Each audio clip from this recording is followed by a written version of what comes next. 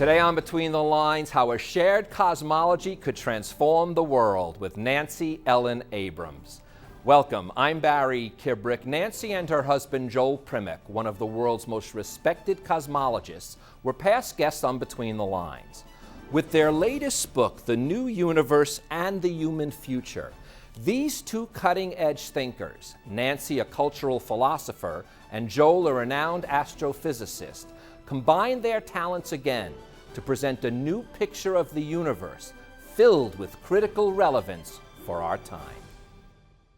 Between the Lines with Barry Kibrick is made possible in part by the government of Puerto Rico's tourism company, dedicated to the island lifestyle, encouraging viewers to take a break and relax with a good book. Read, rejuvenate.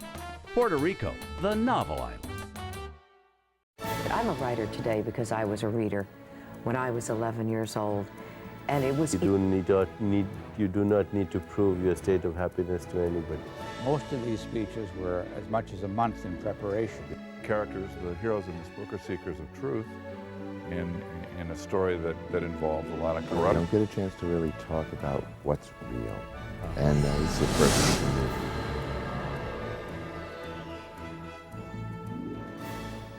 Nancy, what a pleasure it is to have you back on the show. Although I miss Joel, I'm sorry we couldn't coordinate it so that both of you could be here, but I know what we're going to talk about is going to be mostly the stuff that you really wrote about, a lot of it at least.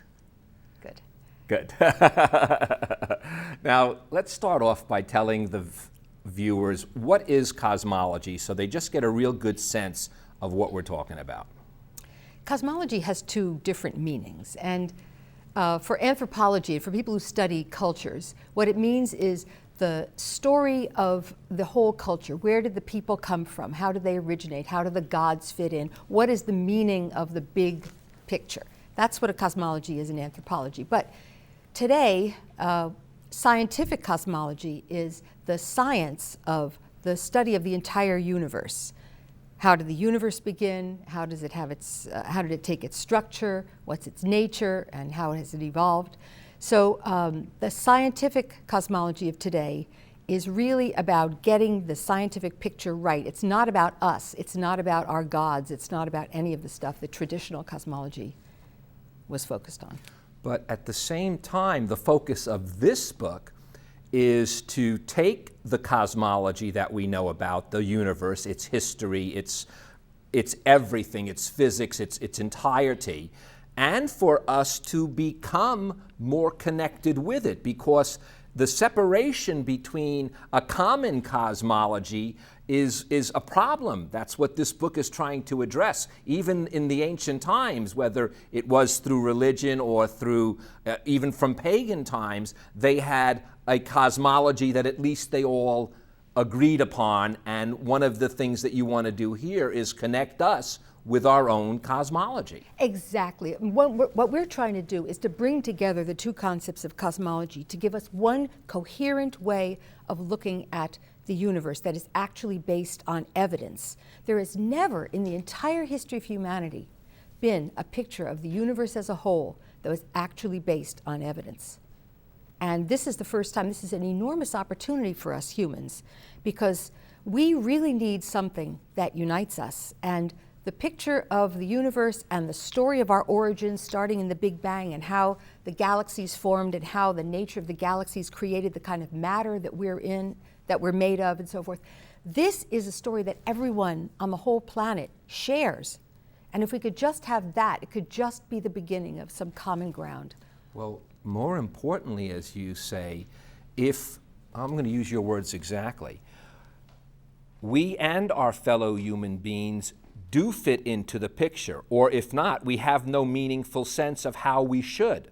Without a big picture, we are a very small people. That's kind of an interesting, at first it sounds like a dichotomy, but when you realize it, it's not, because if we do not feel that connectiveness, that is what makes us small. If we feel that connectiveness to the cosmos, and what may even extend beyond it, which would not negate any religion, that makes us feel more valid, more important. And by, as you say so often in here, we are. It makes us not only feel bigger, it gives us cosmic importance. The fact is we humans could actually affect the entire future of the visible universe. We could play a cosmic role, but we have to start seeing ourselves in the long term. We have to start understanding our distant past in order to understand the potential of the distant future. And right now in our society, people have such a short-term view. So yes, we need to realize how we fit together on the cosmic level for ourselves, but we also need to do it as a way of bonding with each other, because this is really what we all share.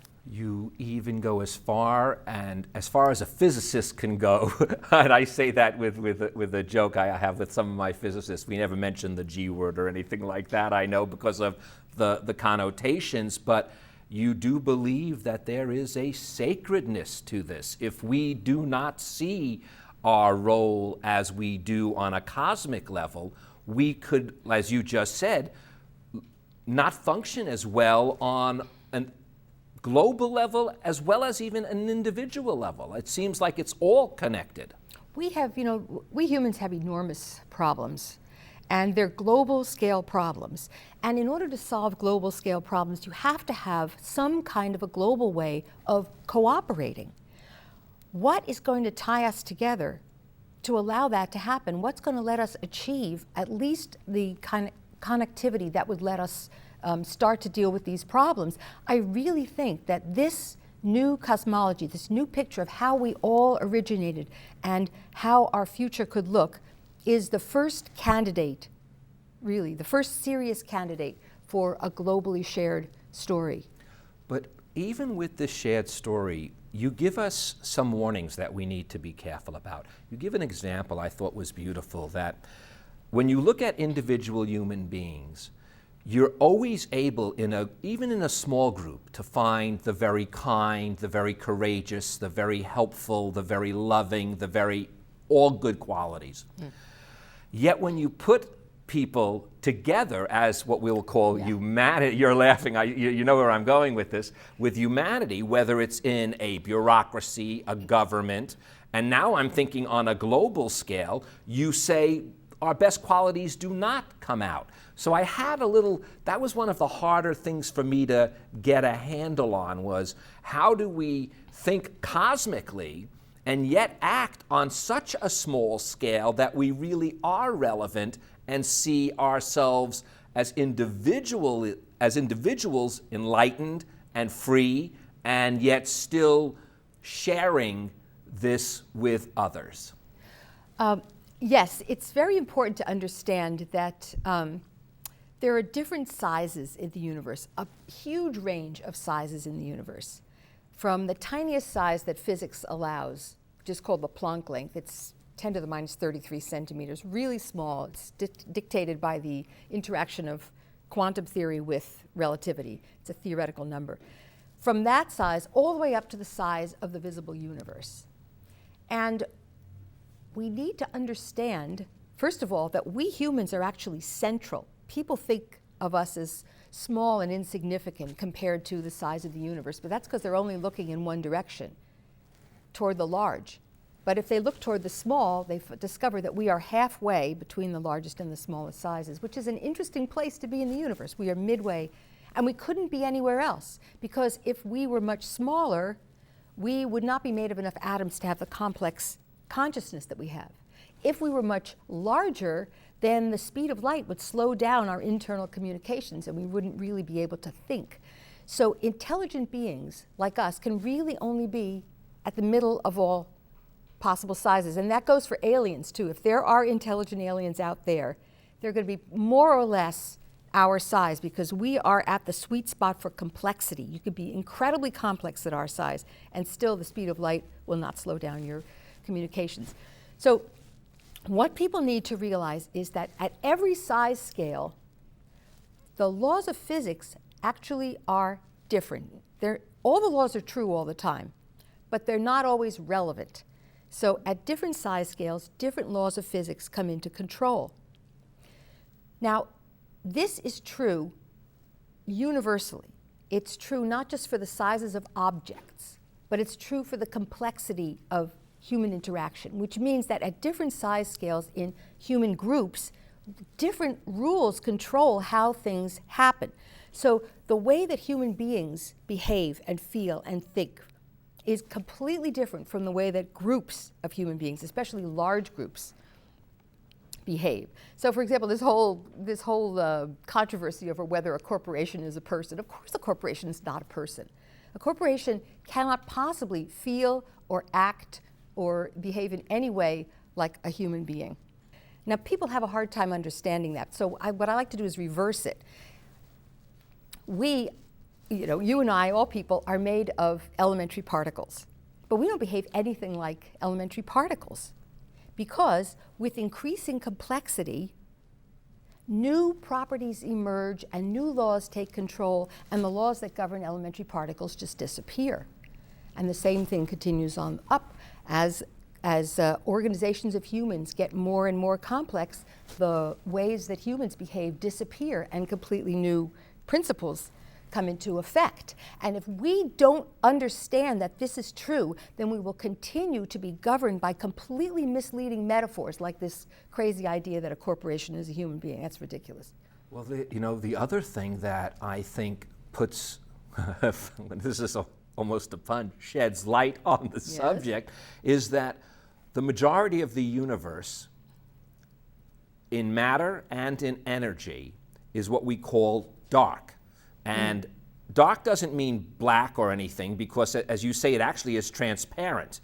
Yeah. It's not reflecting any light, it's because there's no particles there, and it's not a void, it's energy and matter, and it makes up literally, no matter how much we see the beautiful pictures of the universe, it makes up 95% of our cosmic existence.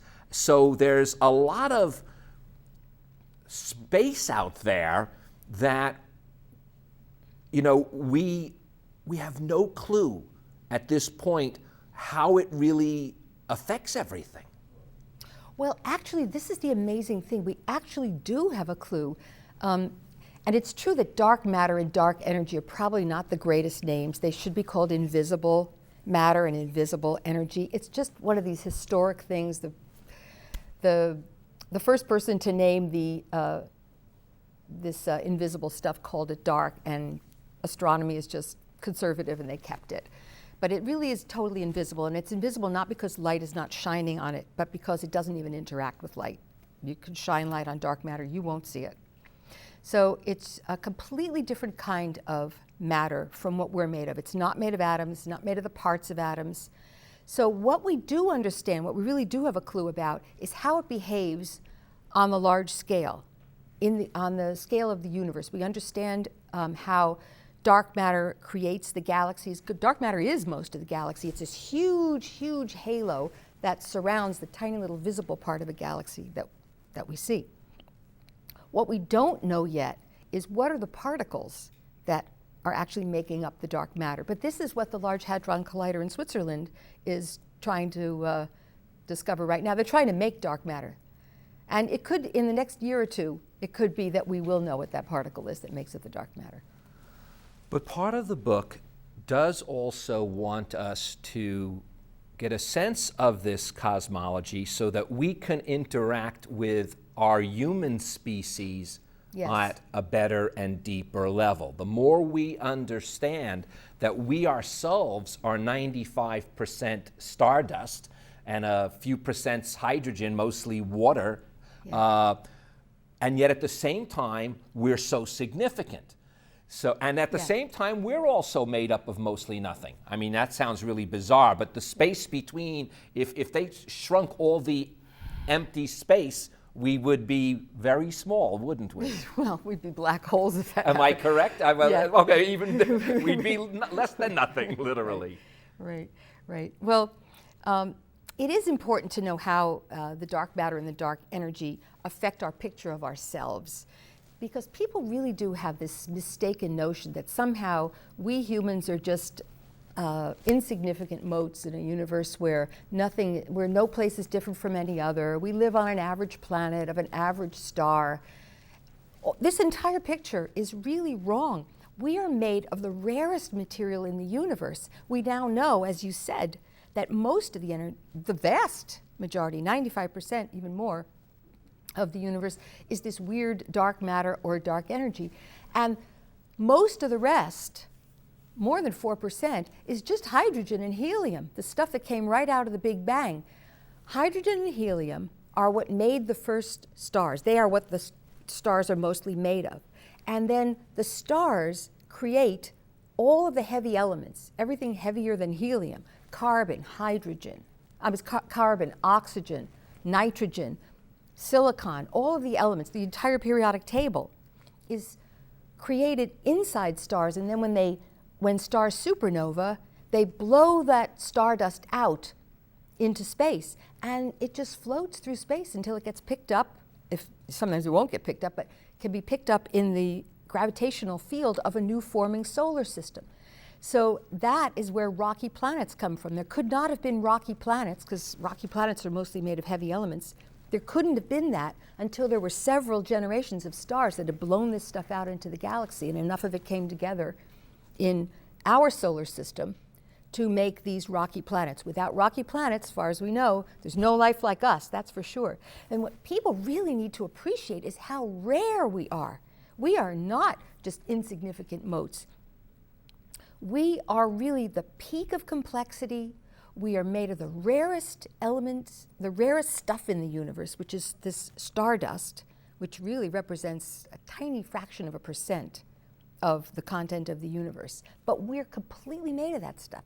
90% by weight we are of stardust. The rest of it's hydrogen in the water in our bodies.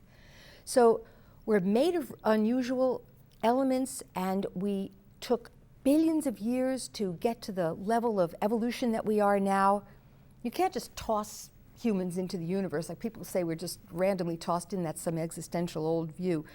We took the whole age of the universe to evolve. So there's something incredibly special about us, and maybe other alien life if it exists, but we have a really, you mentioned the word sacred earlier, we have a sacred obligation to protect the rarest thing in the universe, which really is the kind of consciousness that we have. Well, with that consciousness and that respect for the sacred, one of the other little issues that sprung to mind was your own theory. I'm going to level with you. This was the scientific mediation. And I put right next to it, I said, who can we trust? So if decisions to protect ourselves are so important as a species, who can we trust? As you've given examples, the larger the group, the less the human quality really puts through. Are we going to, I would feel very uncomfortable with a select elite small group making certain decisions based for the humanity. So that's where I tangle with this thing a little bit, because when you used scientific mediation, it almost seemed like you were going to get together in a room, a small group of people, maybe from opposing sides and everything, and somehow mediate our way out of this. So tell me how wrong I am or how right I am. Okay. And I don't mind as long as we get it right. No problem. Okay, scientific mediation is a proposal to deal with very narrow scientific questions that underlie a specific policy question. So it's not for deciding, it's not for planning the future of the human race or even what the policy should be. It's just to decide what's the scientific truth that this policy decision is going to be based on. You know, you said something in the book I thought was great. Science is not going to be the last word. No. It's just the first word. It's the first So word. the last word does come back to an enlightened citizenry, literally go back to even our own Constitution, with inalienable rights that can't be taken away from us, so that we can, through a process of enlightenment, make these policy changes that could affect all of existence. What we really need to focus on is the scale of the next 30 years, which is a completely different way of thinking. And well, you say, by the way, size matters. in the universe, Absolutely. size and scale absolutely matters. And we, as you said before, we act differently. Sizes act differently. If we're not at that right size and space and time, it's absolutely that way. Yes, and we really need to start thinking about how to solve problems immediately that affect the entire human race. The Earth itself is not in trouble. When people say save the world, they don't mean, I hope they don't mean save the planet, because our planet has been totally frozen as a snowball. It's been bombarded by meteors. It's been steamy all over. I mean, the planet will survive. What we need to preserve are the conditions that our life form can continue in. And our life form is not going to be replaced easily. We are the only intelligent life of our kind that we have ever discovered. We need to preserve our life form. There are people out there who say that the Earth would be better off without humans because we're wrecking it, but I totally, totally disagree with that. We actually have an obligation, I believe, to the universe. We are part of the mind of the universe. The universe has to think through its intelligent beings, because most of the universe is just dark matter and dark energy. There is no way those substances will ever be able to think. They can't be complicated. They're actually quite simple, big but simple. And so they'll never have consciousness really has to be made of stardust beings. It takes the incredible complications of our chemistry to make a brain as complicated as ours. And we need to preserve that. And, you know, in some kind of funny way, the Earth may have to put up with us because it's doing something for the universe as a whole. We are the mind of the universe, and whatever aliens are out there at our level. You know, Nancy, this type of a conversation is so complex. I'm going to give out your website. Yeah. I know that you and Joel respond to people who write, and even if they don't write, they'll be able to see different things that are built into the whole experience of visiting it. So I want to give that out. And it's real simple. It's just the words new, N-E-W dash universe, UNIVERSE.org. That's the only thing you have to put in there, and they'll be able to get it. But I want to follow up with this one line. Every cosmological metaphor is a double-edged sword. Cosmologies are absolutely essential because they explain the invisible reality that lies beyond the ordinary world. And every culture known to anthropology has created a cosmology, has created some kind of explanation of the invisible. For the last few centuries, our society has not had a cosmology. We don't know what we're missing. That's the real problem. People don't know what's missing.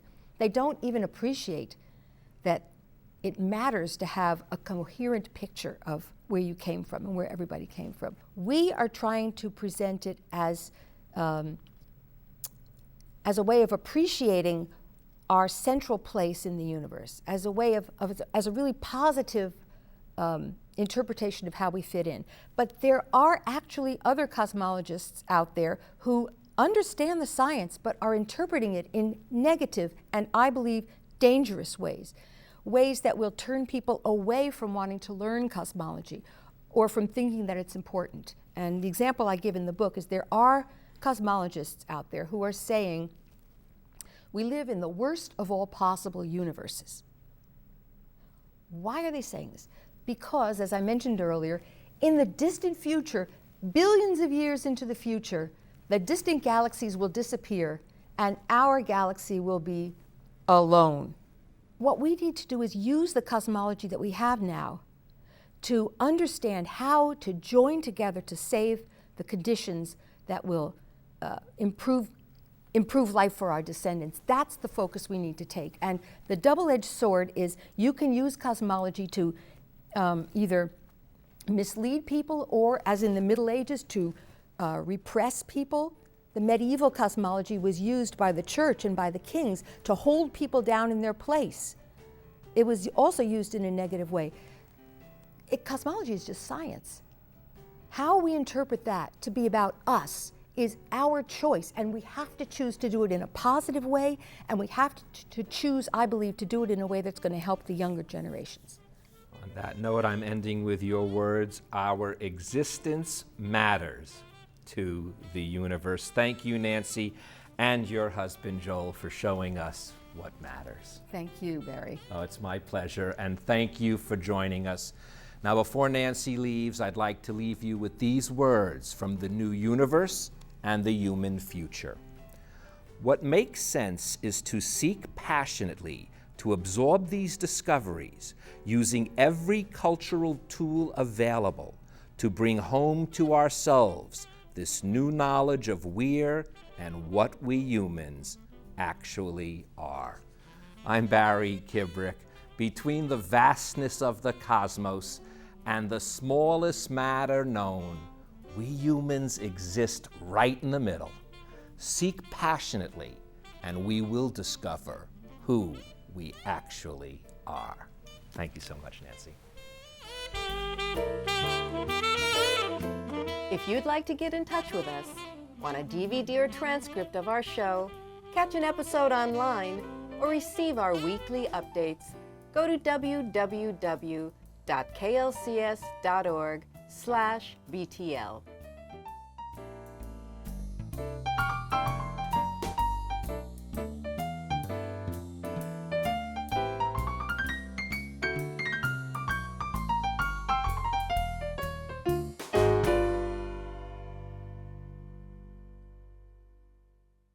Closed captioning for Between the Lines with Barry Kibrick is made possible by Loyola Marymount University in Los Angeles, ranked 4th best regional university in the West by U.S. News and World Report.